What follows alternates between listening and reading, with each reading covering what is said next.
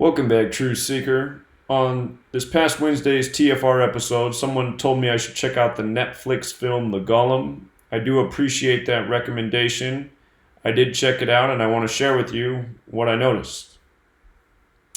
So the film released February 5th, 2019, a date that can be written 5/2 or 2/5, like 52 or 25. And in the language of Gematria, Golem sums to 52 and 25. What this film's about is a village that's Jewish that's under attack by a neighboring village that's not Jewish, and the non-Jewish village has gunpowder, the Jewish village does not. There's a woman in the Jewish village who's been secretly studying Kabbalah, and she wants to defend her people, so she does a Kabbalistic spell and creates a golem to defend the village. And during the film, the good witch of the Jewish village comes and says, "You got to stop this golem. You've created a demon. It's going to bring slaughter to our own people." And sure enough, it eventually does. So I want to show you all that's encoded in this film, and then I just want to talk about it a little bit more. So the Golem, again, released February 5th. And again, that date can be written 2/5 or 5/2, like 25 and 52. Golem equals both 25 and 52, but let's start with the 52. Just using the alphabetic order. A is 1 up to Z is 26. That's where Golem sums to 52. G's the 7th letter, O's the 15th, L's the 12th, E's the 5th, M's the 13th. Added up, 52. When you turn the alphabetic order around and use the rules of numerology, Kabbalah, Gematria, Tree of Life, Etzah, Chaim, they all sum to 52.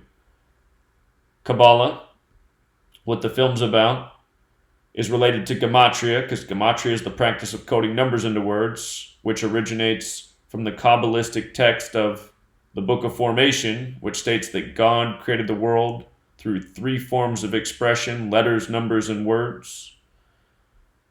The Tree of Life's the physical model for Kabbalah, and the Etzah Chaim is the Jewish way of saying Tree of Life. So all of these things are related.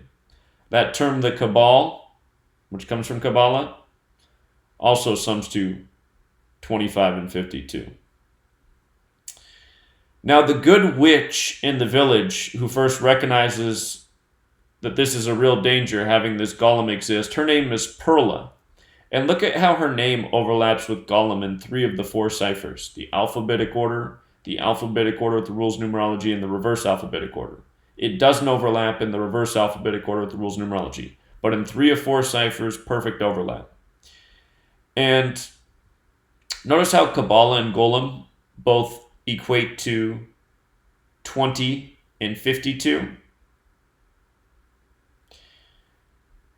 Golem also sums to 83, which is the reflection of 38. The woman who brings about the Golem, her name is Hannah. And notice how Hannah equates with Kabbalah, using the alphabetic order 38. The word Jew, just using the alphabetic order, is 38 as well. J is the 10th letter, E is the 5th, W is the 23rd. And in Hebrew, just using the Hebrew alphabetic order, Kabbalah is also 38. Of course, 38 breaks down to 11, the master number. 10 Sephiro on the Tree of Life, plus the hidden Sephiro, the 11th.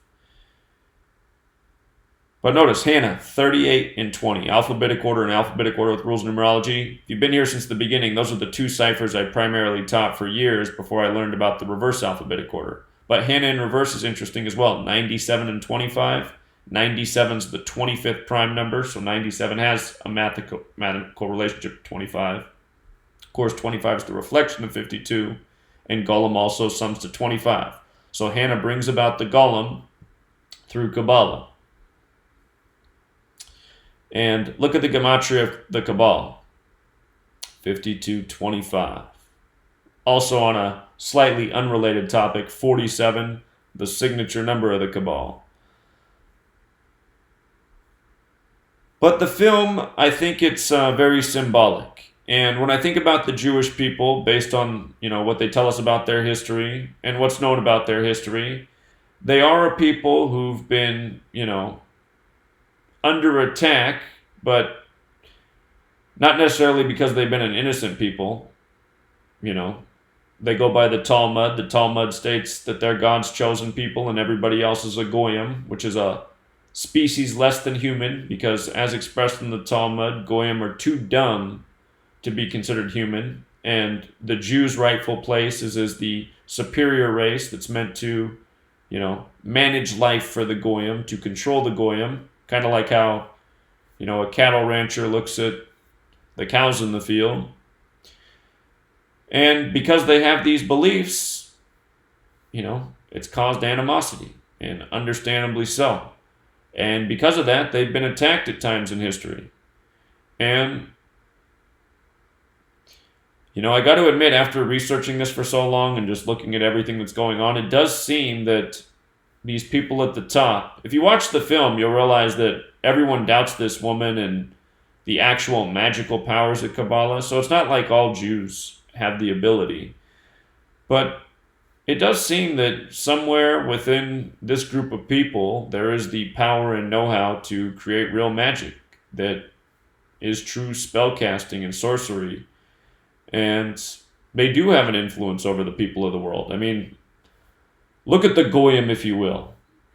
They flock to the Hollywood films. They flock to the Jewish-run sports leagues that are a mockery of all of us. These movies that are put out are a mockery of our existence. These rigged sports leagues are a mockery of our existence. The news media that they control is a mockery of our existence. But you look at the average Goyim, if you will, and they don't see any of this. They love it all. They slurp it up. They slurp up their Slurpees at 7-Eleven, which is a Jewish franchise, which is based in Jewish Gematria. Look up the article, The Secret Jewish History of 7-Eleven, where the entire store is based in Gematria. And look at the name of their food products, Goyim, like Goyim.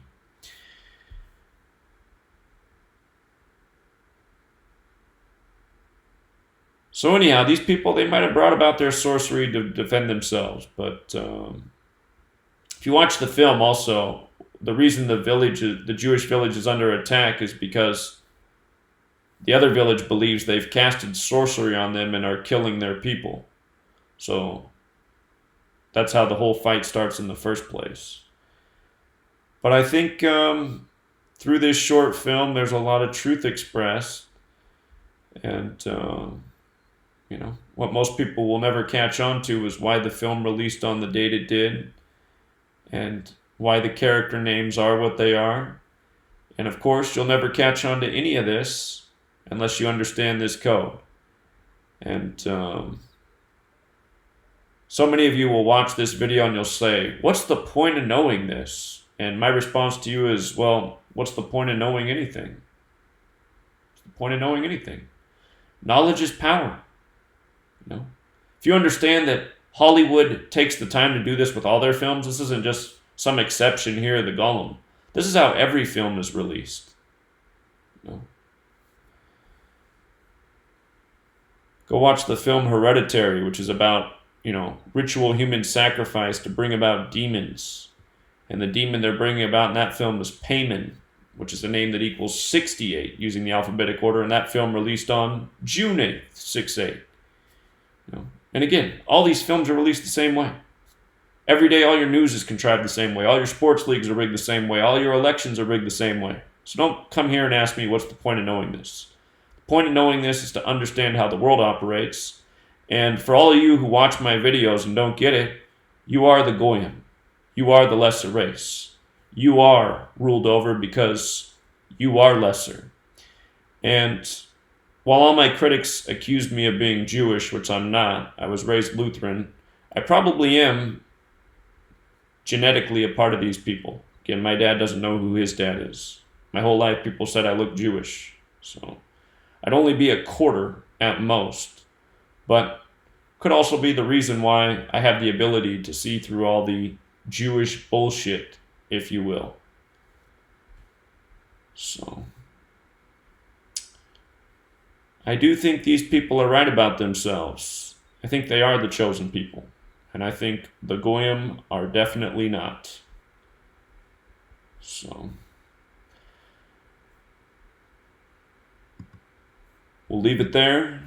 Until next time.